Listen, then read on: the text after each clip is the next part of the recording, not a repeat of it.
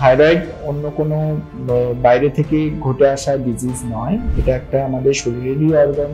এবারে সেই শরীরের অর্গানের কাজের কম বেশির উপরে নির্ভর করে থাইরয়েড সম্পর্কিত রোগগুলো হয়। থাইরয়েডটা থাকে আমাদের বডির মধ্যে, থাইরয়েডের মেনলি গলার কাছে, ঠিক আছে, একটা বাটারফ্লাই শেপড অর্গান, এবং এটার মেইন কাজ হচ্ছে কিছু হরমোন রিলিজ করা, mainly thyroid hormone T3 and T4। এটা একটা মেটাবলিক হরমোন, সুতরাং আমাদের শরীরের বিপাক্রিয়া বা মেটাবলিক ফাংশনসে এই হরমোন প্রচুর পরিমাণে কাজ করে। পুরুষ এবং নারী উভয়ের মধ্যেই দেখা যায়, কিন্তু মেনলি এটা আমরা নারীদের মধ্যে বেশি দেখতে পাই।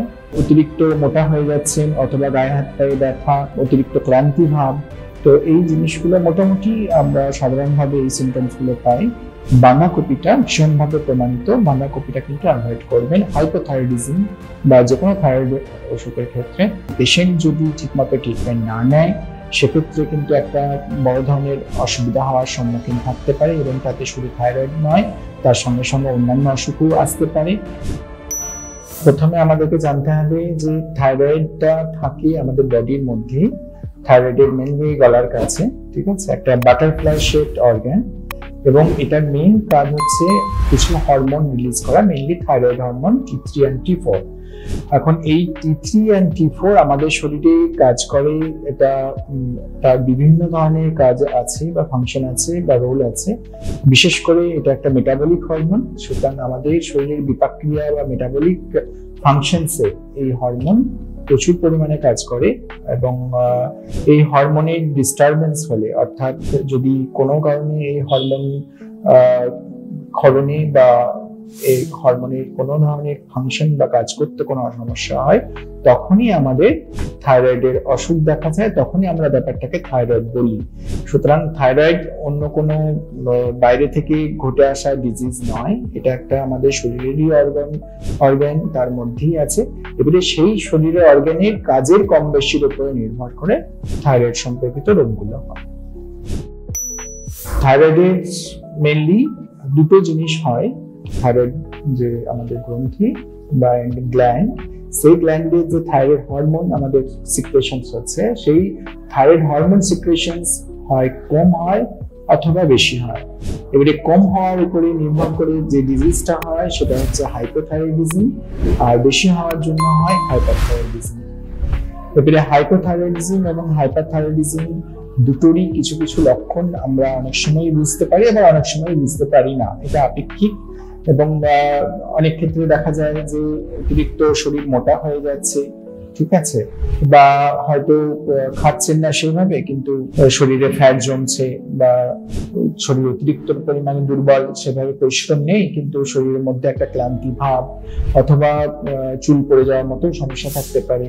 তো এই সমস্ত কারণগুলো খানিকটা হাইপোথাইরয়েডিজমের জন্য থাকে। হাইপারথাইরয়েডিজমের ক্ষেত্রে দেখা যায় যে শরীর একটু অতিরিক্ত বেশি গরম লাগা, বা একটু বাউল, মানে আমাদের যে পায়খানার যে অল্টারনেশন, কারো ক্ষেত্রে ডায়রিয়া অথবা কনস্টিপেশনের সমস্যা, এই দুটোই দেখতে পাওয়া যায়। তো থাইরয়েডের মেনলি স্পেসিফিক কিছু সিমটমস অবশ্যই আছে, কিন্তু অনেক ক্ষেত্রেই দেখা যায় যে পেশেন্ট মেনলি আমাদের কাছে আসেন অতিরিক্ত মোটা হয়ে যাচ্ছেন, অথবা গায়ে হাত পায়ে ব্যথা, অথবা দেখা যায় যে অতিরিক্ত ক্লান্তি ভাব। তো এই জিনিসগুলো মোটামুটি আমরা সাধারণভাবে এই সিমটমস গুলো পাই। আর অবশ্যই ক্লিনিক্যাল সাইন্স এন্ড সিমটমস কিছু আছে, কিন্তু অনেক ক্ষেত্রেই সেটা আমরা পেশেন্ট হয়তো বুঝতে পারেন না, কিন্তু টেস্ট করলে তখন ধরা পড়ে। পুরুষ এবং নারী উভয়ের মধ্যেই দেখা যায়, কিন্তু মেনলি এটা আমরা নারীদের মধ্যে বেশি দেখতে পাই। তার দুটো কারণ, এটা নারীদের মধ্যে একটু ঘটনাক্রমে একটু বেশি দেখা যায়, কিন্তু অন্য আরেকটা কারণ আছে যে নারীদের মধ্যে টেস্টের সংখ্যা বেশি।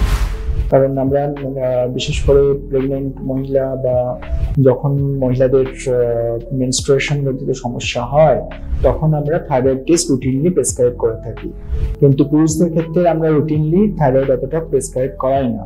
সুতরাং টেস্টের সংখ্যা বেশি হলে ন্যাচারালি মহিলাদের ক্ষেত্রে এটা বেশি একটা সমাজে আমাদের হয় যে দেখা যায় যে মহিলারা বেশি আক্রান্ত পুরুষদের তুলনায়।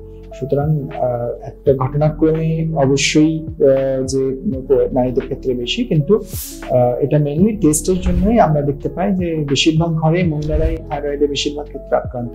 হয়তো সেই ঘরে একই ঘরে হয়তো পুরুষদের ফ্যামিলিতে যারা পুরুষ আছেন তাদের টেস্ট করালেও হয়তো ধরা পড়বে, কিন্তু আমরা সাধারণত পুরুষদের টেস্টটা সাধারণত রুটিনলি আমরা করাই না।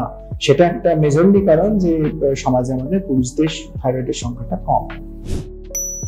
থাইরয়েড একটা অসুখ যেটা ওষুধের দ্বারা ভীষণভাবে কিউরেবল এবং কন্ট্রোল থাকে, কিন্তু দেখা যায় অনেক ক্ষেত্রে যে দুটো জিনিস হয়। একটা হচ্ছে যে আমরা অনেক ধরনের পেশেন্ট পাই যে যারা রেগুলারাইজ ট্রিটমেন্টে থাকেন না, সেক্ষেত্রে কিন্তু থাইরয়েডের যদি আপনার আনকন্ট্রোলড অবস্থায় থাকে এবং সেটা ভেতরে ভেতরে যদি সেই হরমোনটা হয় বাড়া বা কমা যেটাই হোক, সেক্ষেত্রে কিন্তু বিভিন্ন ধরনের সমস্যা, হার্টের সমস্যা থেকে শুরু করে বা অন্যান্য সমস্যা দেখা দিতে পারে, বা লিভারের সমস্যা বা মেটাবলিক অন্যান্য অসুবিধা কিন্তু দেখা দিতে পারে। এটা একটা দিক।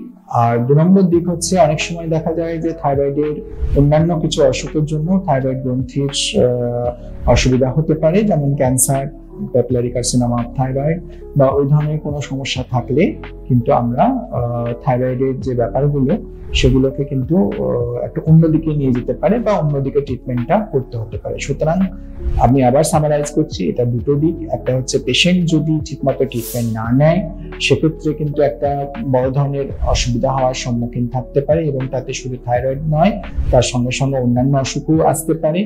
আর 2 নম্বর হচ্ছে থাইরয়েডের নিজস্ব যদি কোনো অসুবিধা থাকে, ম্যালিগনেন্সি হোক, থাইরয়েড নডিউল হোক, থাইরয়েডের টিউমার হোক, এই ধরনের কোনো যদি অসুবিধা থাকে সঙ্গে সঙ্গে সেই হিসাবে আপনাকে চিকিৎসা করাতে হবে, এবং অবশ্যই থাইরয়েডের অসুখগুলি কিন্তু অবশ্যই নিরাময় সম্ভব সঠিকভাবে ট্রিটমেন্ট করা যাবে।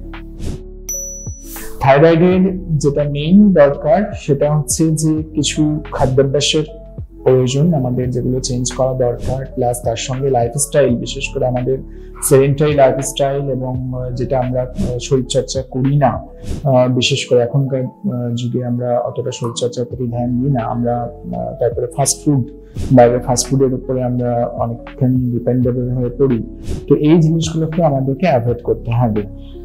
ওটা শুধু থাইরয়েডের ক্ষেত্রে নয়, যে কোনো অর্গানিক অসুবিধার ক্ষেত্রেই আমরা কিন্তু এই জিনিসগুলো আমাদের অ্যাভয়েড করা উচিত। বিশেষ করে ফাস্টফুড খাওয়াটা, সেটা কিন্তু থাইরয়েড হরমোন বা ব্যালেন্স নষ্ট করে দেয়।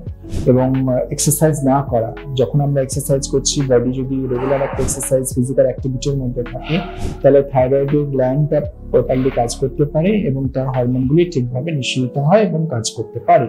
কিন্তু যদি দেখা যায় যে আমরা এক্সারসাইজও করছি না বা অন্য ধরনের ফাস্টফুডে অভ্যস্ত হয়ে পড়ছি, সেক্ষেত্রে কিন্তু থাইরয়েডের অন্যান্য অসুবিধা দেখা দিতে পারে বা হরমোনের কাজটারও ফাংশন করতে অসুবিধা হতে পারে।